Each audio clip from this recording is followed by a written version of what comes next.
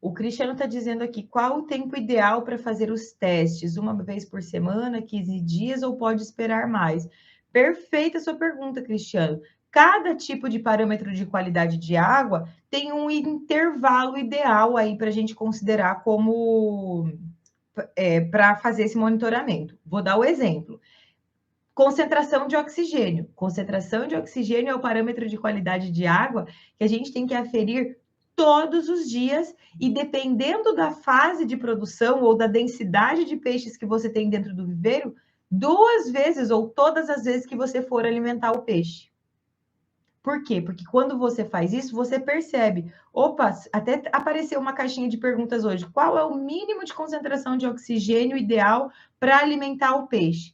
E aí, se você sabe que é sempre acima de 2,5 miligramas, já estou dando a resposta aqui, mas quem não viu lá nos stories, eu criei um conteúdo falando especificamente sobre esse tema.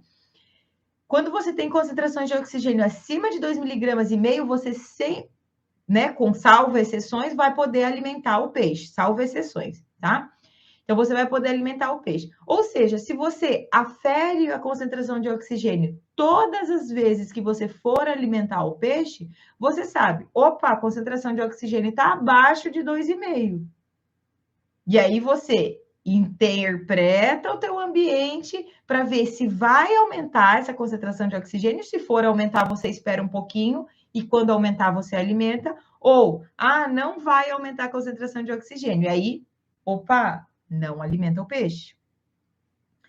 Outro parâmetro de qualidade de água, o pH. O pH é o parâmetro de qualidade de água que a gente precisa aferir pelo menos uma vez na semana, no mínimo uma vez na semana, para você monitorar isso aí. E quando aferir o pH, como é que você vai aferir? Afere de manhã e à tarde, para ver se tem oscilação da manhã para a tarde. E aí, se tiver oscilação da manhã para tarde, uma grande oscilação, você buscar a estratégia de resolver isso, porque essa grande oscilação é muito ruim para o peixe. Outro parâmetro de qualidade de água, amônia. Amônia é o parâmetro que a gente afere quinzenalmente, tá? Quinzenalmente. E por que a gente afere a amônia quinzenalmente e não semanalmente ou todos os dias como os outros parâmetros? Porque é um parâmetro de qualidade de água que ele demora mais para ter aumento significativo. Então, se você está monitorando a concentração de amônia a cada 15 dias, né, mas está fazendo certinho e fazendo isso a cada 15 dias, você vai conseguir observar, mesmo que tenha uma oscilação pequenininha a cada 15 dias, e aí conseguir entrar com métodos preventivos ou corretivos, caso seja necessário. Outro parâmetro de qualidade de água, o nitrito, também a cada 15 dias, que é um parâmetro de qualidade de água que ele demora mais para ter essas grandes oscilações. Além de amônia e nitrito, né, a gente também faz a análise da amônia tóxica. Né? Então, porque eu tenho dentro da fração de amônia, eu tenho a amônia total, mas eu tenho a parte dessa amônia que é a parte tóxica para o peixe. E aí a gente faz essa análise. Então, toda vez que você faz a análise de amônia total do viveiro, você na sequência já faz o cálculo ali, que aí precisa de um cálculozinho, tem outros parâmetros, para saber a concentração da amônia tóxica e se precisa entrar com alguma medida para fazer a correção. Então, eu falei aqui dos principais, tá? Mas cada parâmetro de qualidade de água tem uma frequência de ser utilizada. E a temperatura, Soraya? Você está falando de baixas temperaturas. E a temperatura? A temperatura você vai aferir principalmente, né?